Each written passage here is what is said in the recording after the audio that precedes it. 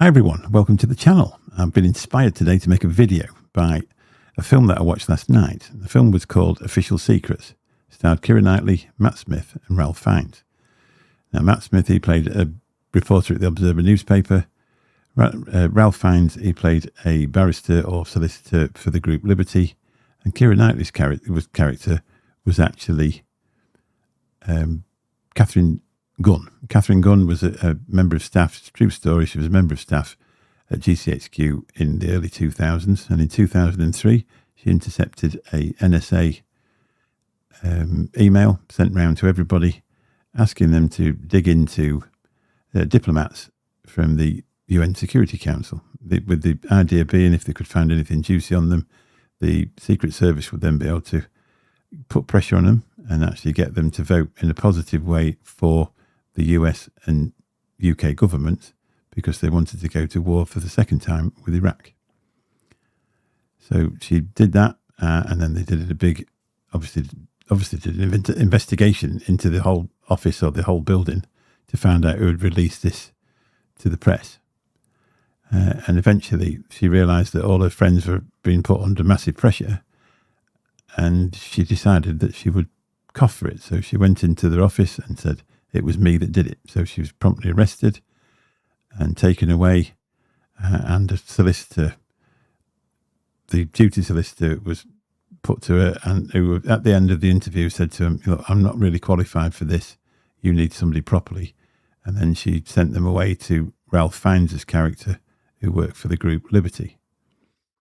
So she went across to them, and she had an appointment. When she got back home, the Secret Service came round and said, do you realise if you say anything about anything that you do at work, you'll then be in more trouble. You're not allowed to mention your job or anything that goes on with your job. This is what they were doing to her. This was at 9 o'clock at night when they knocked on the door, according to the film. Whether that bit was true, you never know. It made it sort of impossible for her to have a defence. So a few months later, obviously the guy, Ralph Fiennes' character, got that thrown out so she could be represented properly. Anyway, 6 months later, that's when they started to interview her. And then they decided they were going to charge her. It was exactly a year later when she got to court. When she walked into the courtroom, they asked her whether she pled guilty or not guilty. She said, I don't plead guilty, I plead not guilty. And then all of a sudden the prosecution offered no evidence. Now, the character played by Ralph Fiennes then said, why, obviously, are you not going to prosecute this case? They said, oh, well, we don't think we're going to win, so we're not going to carry on with it.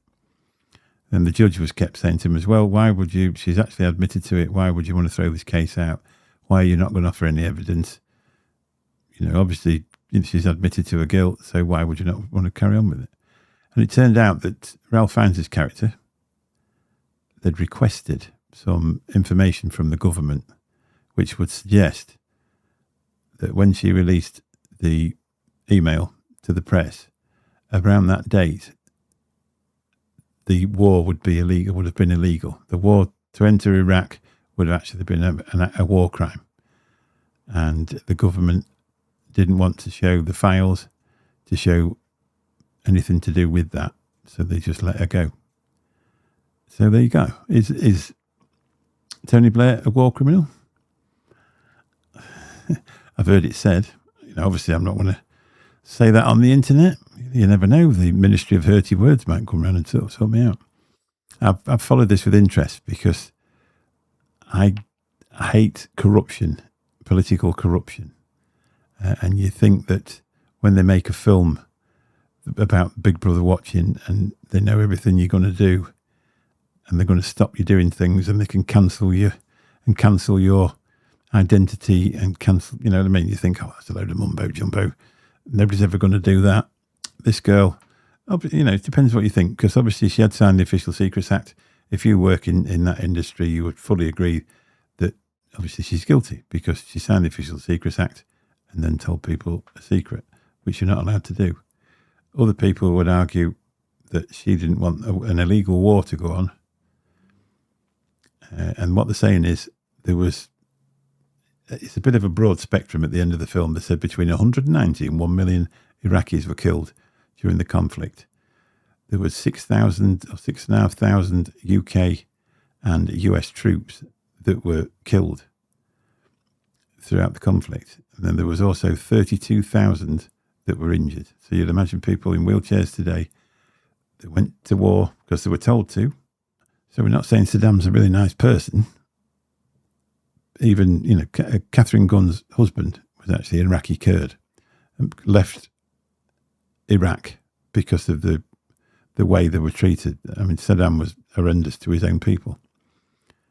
But it didn't actually change the fact that at the time when they were going to go to war, they had no grounds to do it.